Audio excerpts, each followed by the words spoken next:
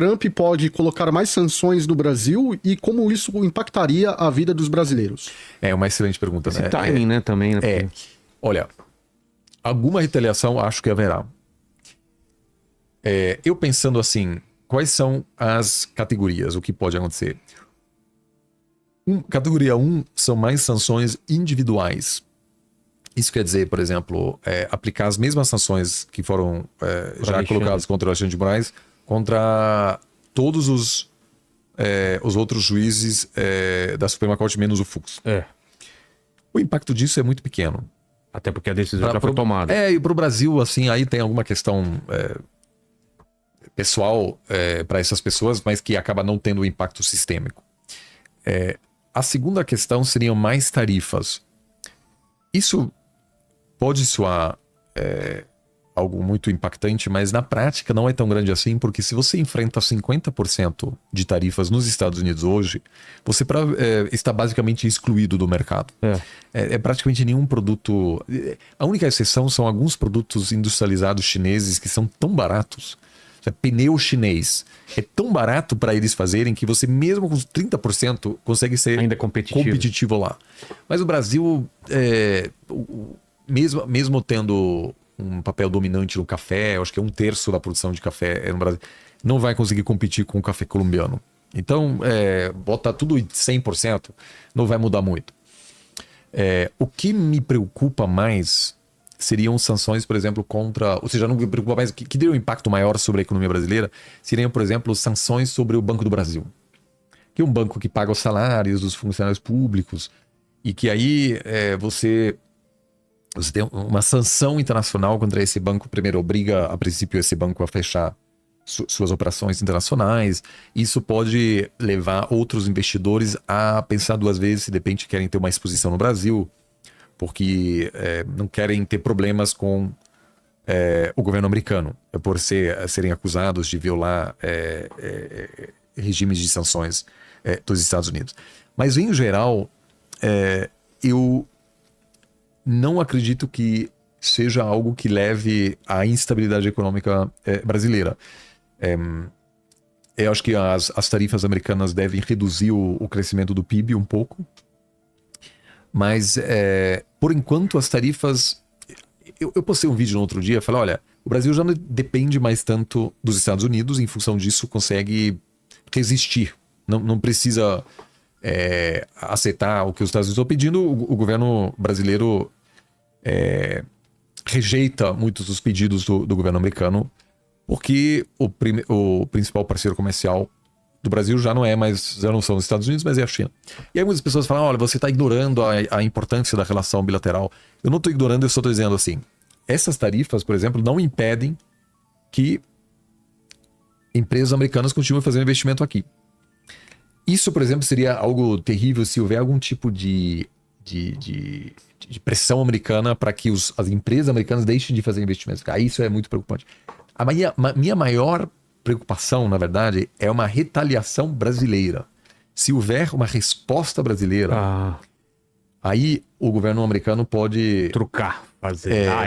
Aí escalar muito. Até agora, eu acho que o governo brasileiro fez bem em dizer, olha, estamos aqui para conversar, a gente não vai retaliar e vamos ver o que acontece. Eu acredito que essa também será a resposta às novas retaliações. Mas se o governo vier enxergar algum possível ganho político retaliando, aí você pode ter uma postura americana mais agressiva. Mas por enquanto não acho que seja algo que, por exemplo, possa enfraquecer o real. Ou seja, você ainda não tem um clima em Wall Street de dizer não vamos investir no Brasil porque estou com medo de um conflito ou algo assim. Toda a questão do processo contra o Jair Bolsonaro é muito ligado às chances de haver uma recuperação da relação bilateral entre Brasil e Estados Unidos. E isso impacta, por exemplo, as chances de algumas empresas brasileiras a voltarem a vender para o mercado americano. Café, por exemplo, é um grande drama. Laranja. E quem está pressionando muito para reverter as tarifas contra o café brasileiro são as grandes empresas que vendem café, né, nos supermercados, a Starbucks, por exemplo. Então eles montaram uma operação de guerra em Washington, estão pressionando os senadores, os deputados, os secretários que cuidam da temática comercial. Mas o tema a gente está na pior crise da relação bilateral entre o Brasil e os Estados Unidos desde 64. Pois é.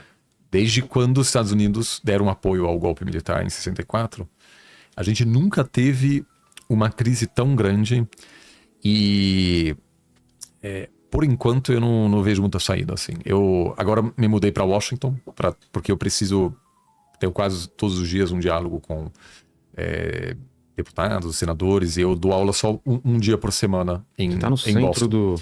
Então, do furacão. por enquanto, o tema realmente para o Trump virou um tema de coração, assim, para ele acabou se transformando em uma coisa quase pessoal. Porque O pessoal falava que era desculpa ele colocar o Bolsonaro nisso. Você acha que não? Eu acho, assim, o Trump é impulsivo e nem sempre, nem sequer o principal assessor sabe o que ele vai fazer. Né? Isso faz parte da estratégia dele. E fato é que outros países também sofrem com tarifas dos Estados Unidos. A Índia, por exemplo, que é um grande aliado. Então, assim, é possível que, mesmo sem essa questão, haveria tarifas elevadas americanas sobre produtos brasileiros. É possível. Mas teve eu acho também que uma subida de tom parte disso... do Lula na reunião dos BRICS também, né? Mas eu acho que...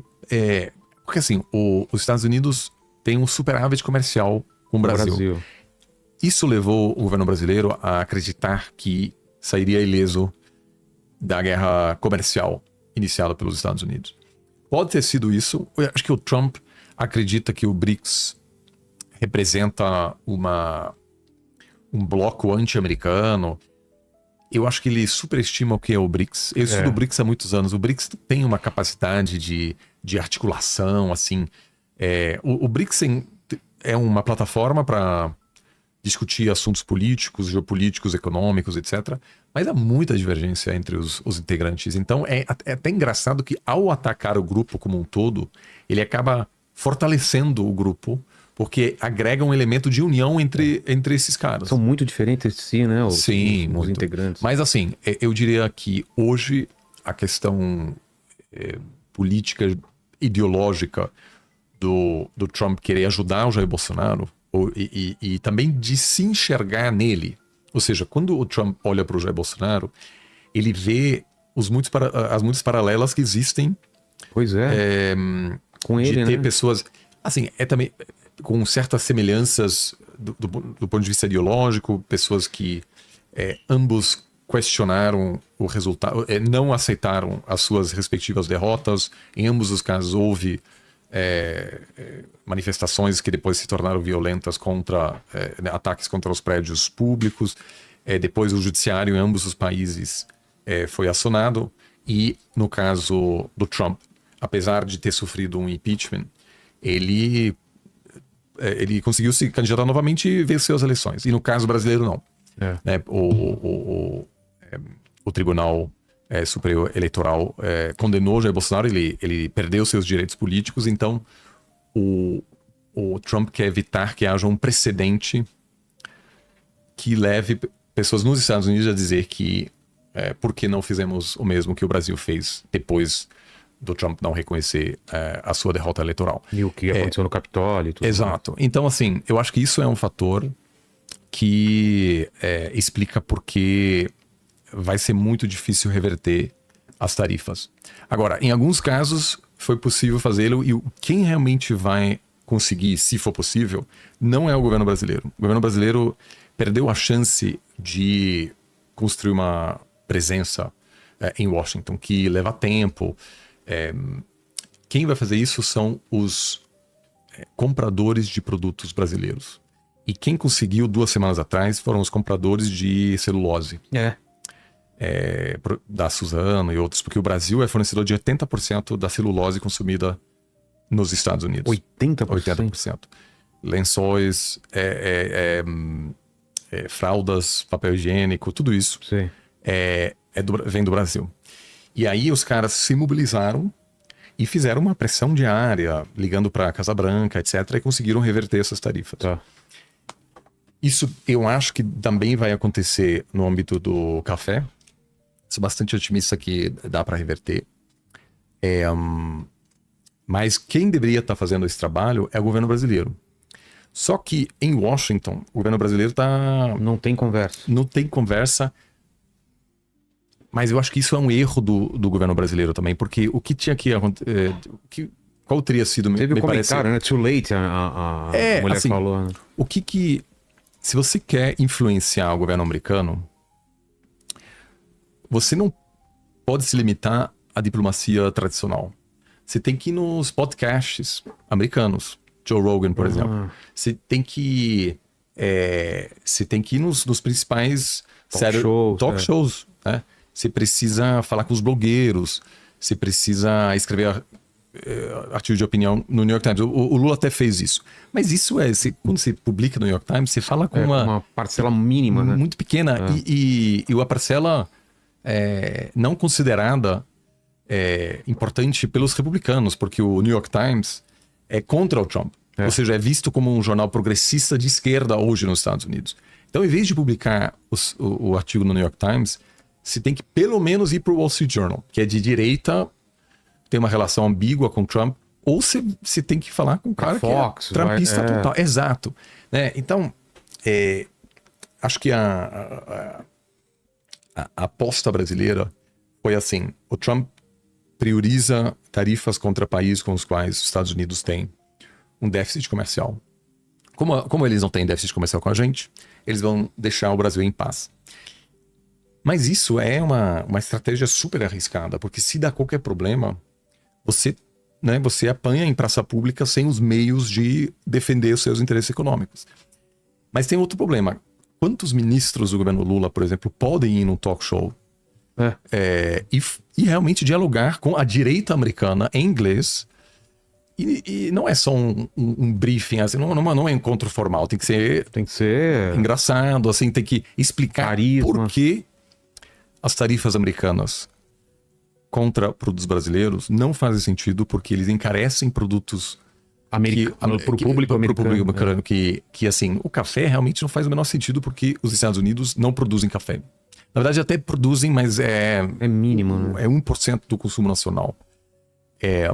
E se produz no Havaí. Mas é meio que um produto que turistas compram para levar para casa e tal. Então, imagina que o Brasil poderia ter feito ações perto da Casa Branca, vendendo café, ou não vendendo, mas dando café de graça. Fala, olha aqui isso, sabe? Tem essa piada porque o café nos Estados Unidos é muito ruim. Isso até para mim é chocante, assim. Você vai num café qualquer, é o café é péssimo, é péssimo. E eu achava que era, não importava. Agora, desde que eu moro nos Estados Unidos, é surreal, assim. Então, fazer uma piada com isso, falar, olha, gente, aqui é a terra do café, aqui tem o melhor café do mundo, nananã. E aí, essa briga ideológica, eu acho que atrapalhou bastante, mas eu sempre digo assim, a empresa brasileira que quer vender, ela não se importa com esquerda ou direita, ela só quer vender. E o governo, às vezes, precisa ajudar essa empresa. E não importa quem está no poder nos Estados Unidos. Não importa. Né? Se você é de esquerda e o cara é de direita, ou vice-versa, não importa. O seu papel é ajudar essa empresa a vender. Então, aí eu acho que, às vezes, essa briga ideológica, ela contamina tudo. Então, aqui, a direita está torcendo pro Trump, a esquerda contra. Cara, geopolítica e ideologia são campos distintos. O governo fez um cálculo também interno de ganhar com isso daí, né? Claro. Somos patrióticos, estamos defendendo a soberania. Claro. Isso pegou muito mal lá fora, mas aqui dentro ele teve um ganho, né? Eu acho que teve um ganho, porque ser atacado, assim, ser ameaçado por um país maior, causa uma reação nacionalista no mundo inteiro. Na Índia, por exemplo, o mesmo aconteceu. E é até preocupante. Eu acho que isso é péssimo para os Estados Unidos, porque a Índia era um grande aliado agora dos Estados Unidos. Então, ele ameaçar a Índia, dizer, vocês têm que parar de comprar petróleo russo, senão a gente vai impor essas tarifas altas. Ele também fez uma coisa que eu acho que é... Índia utiliza uma arma que o Brasil hoje desta forma não tem, que são os indianos que vivem nos Estados Unidos. E que são pessoas da elite econômica do país. Ah, é? É. O indiano que vive hoje nos Estados Unidos, em média, ganha mais do que a pessoa que nasceu nos Estados Unidos. Cara. Ou seja, é o sonho, assim, é o tipo de imigrante que você quer receber. Entendi. Porque são pessoas super bem formadas, engenheiros, gestores, CEO da Alphabet, né, que é dono da Google, Microsoft. E muitas empresas, muitos startups são comandados por indianos. Então você tem aí uma super elite que muitos têm acesso à Casa Branca. Entendi. Vários desses CEOs estiveram na posse do Trump. Então, Tem uma ascendência, então. e o que o governo indiano faz? Convida esses caras toda hora. E dialoga, fala, me ajuda aqui e tal. Entendi. O Brasil poderia fazer isso. O problema é que, primeiro, o perfil do brasileiro nos Estados Unidos é um pouco diferente, mas tem muito empreendedor. Os brasileiros que moram nos Estados Unidos geram muito emprego. Então você poderia estabelecer um diálogo com essas pessoas e dizer, olha, vamos nos mobilizar agora contra essas tarifas que são muito ruins para a nossa relação bilateral. Mas para isso você precisa de uma visão estratégica, porque isso só funciona se você, por uma década, investe pesadamente na sua comunicação com os brasileiros que vivem lá nos Estados Unidos. Mas é possível. Eu acho Mas que é um caminho, né? Na verdade, hoje quem também tem que fazer isso não é só o governo federal. São os estados brasileiros, são as prefeituras brasileiras, são as empresas brasileiras. Todo mundo tem que fazer Seu lobby. seu lobby, não só em Washington, em Pequim, em Bruxelas, entendeu? Porque quando surge um problema, já não é mais só o governo que Não, as resolve. empresas levam muito esse nome do país, né? Brigando por e espaço. muitas vezes essas grandes empresas, eles têm muitas vezes mais poder, mais acesso do que governos. Pô, imagina É. quanto de empresa aqui do Brasil que tem entrada na China muito maior do que... Exato. Então, quem na verdade teve um papel-chave para convencer o Trump a reduzir as tarifas sobre a celulose foi a Suzano, que mobilizou todos os compradores de celulose nos Estados Unidos e, cara, conseguiram. Conseguiram no momento em que o Trump quer aumentar, ou seja, que o Trump já sabia que provavelmente o Bolsonaro seria condenado. E vinha 4 com mais... dias antes da condenação, ele topou zerar as tarifas contra a celulose, para você ver o poder desses caras. Então tem que utilizar isso. E, de novo, isso não tem nada a ver com ideologia. Isso É business. é business. Eu acho que por isso, assim, os debates acadêmicos às vezes são super Calorados, né? calorados e polarizados, assim. Alguém fala, o Oliver é comunista, não, da extrema-direita, sei lá o quê. Quando você senta com o empresário, o cara não quer saber. O cara quer dizer, como você pode me ajudar a resolver esse problema? E aí você monta uma estratégia, dá certo ou não dá certo. Mas assim, ele tem objetivos muito claros. E quem hoje, na minha opinião, briga para evitar uma ruptura diplomática entre a China e os Estados Unidos são as multinacionais. Você acha que também o Lula ficou com medo? Porque ele convidou o Lula para ir conversar com ele. E o Lula pode ter ficado com medo de acontecer o que aconteceu com o Zelensky? Então, há 2 riscos na hora de dialogar com Trump. Ser humilhado. O primeiro é ser humilhado desta forma, ao vivo. A segunda, e por isso que o Narendra Modi, o primeiro-ministro da Índia, não topou falar com o Trump depois dessa treta. Porque o Trump costuma, depois da reunião, usar o Twitter ou o Truth Social e anunciar acordos que nem sempre ocorreram, como forma de pressionar o outro. E muitas vezes isso são notícias, entre aspas, que o Trump está divulgando que são politicamente complicados para o outro lado. Sei. Então, o Narendra Modi não quis falar com o Trump para evitar que ele depois falasse, conversei com Narendra Modi, que inclusive falou que ia me recomendar para o Prêmio Nobel da E Paz. não era verdade. Que é um negócio super tóxico na Índia. Né? Porque isso implica novamente essa equiparação entre Paquistão e Índia. Então, para algumas questões, essa estratégia de Trump, ela é útil porque realmente os outros países não sabem o que os Estados Unidos vão fazer amanhã. Pois é. Eu, assim, Até internamente, né? internamente, não sabe. Mas, independentemente disso, do que o governo brasileiro acha do Trump, é preciso buscar o diálogo, não numa chave assim, a gente vai fazer tudo o que o Trump pede, mas estar presente com representantes, e o governo americano não é só o presidente. São os deputados, os senadores, os prefeitos, o gabinete, a sociedade civil, os grupos os lobistas, né, as representações de determinados setores da sociedade. E eu sinto que o Brasil hoje tem a mesma visibilidade em Washington, não hoje, mas tradicionalmente, o Brasil tem a mesma visibilidade em Washington que o Equador tem em Brasília. Entendi. Ou seja, praticamente nenhuma. E isso faz o quê? Que ninguém sabe nada do Brasil. É impressionante, assim. As pessoas não sabem absolutamente nada. Então, realmente, a oposição no Brasil, Eduardo Bolsonaro, fez um trabalho de dialogar com bastantes deputados em Washington. Então, se você tem alguém que vem do Equador para Brasília, seja de esquerda, seja de direita, que vai falar sobre a situação política no Equador. Para a maioria das pessoas em Brasília, será a primeira vez que eles ouvem alguma coisa sobre o Equador, que antes eles não... Vai ser aceita como verdade. Então, assim, eu acho que é totalmente legítimo, até, na verdade, é normal que um político brasileiro, seja da oposição, seja do governo, esteja viajando, dialogando com pessoas... Fazendo lobby, né? Isso faz parte de qualquer democracia. Mas aí, realmente, o governo brasileiro não fez o suficiente para garantir que esses interlocutores com os quais o Eduardo Bolsonaro conversou também ouvissem o lado do governo, que ouvissem representantes das empresas, etc., para entender qual seria o impacto dessas tarifas antes de elas serem anunciadas.